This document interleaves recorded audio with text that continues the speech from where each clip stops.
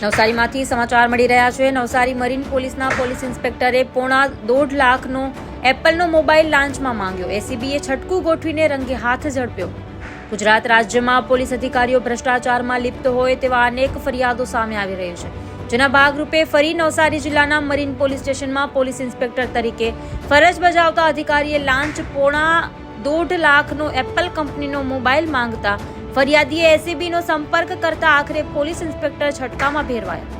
નવસારી જિલ્લામાં આવેલ ધોલાઈ બંદર ખાતે જતી બોટોના માલિકને છૂટક લાઇટ ડીઝલ અથવા તો ઓઇલનો પરવાનો ધરાવી વેચાણ કરે છે।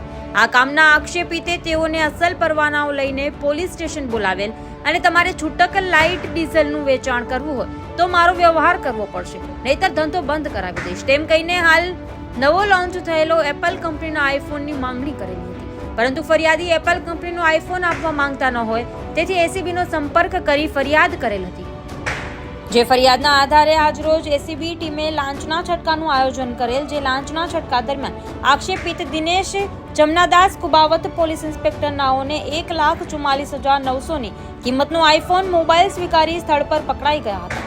નવસારી એસીબી પોલીસ સ્ટેશનના એસીબીના ટ્રેપિંગ અધિકારી બીડી રાઠવાની સાથે એસીબી સ્ટાફ કુબાવતને પકડવાના છટકામાં સામેલ હતા। સુપરવિઝન અધિકારી તરીકે એસીબીના સુરત એકમના અધિકારી આર ચૌધરી હતા। Bureau report Rashid Bhana, news today.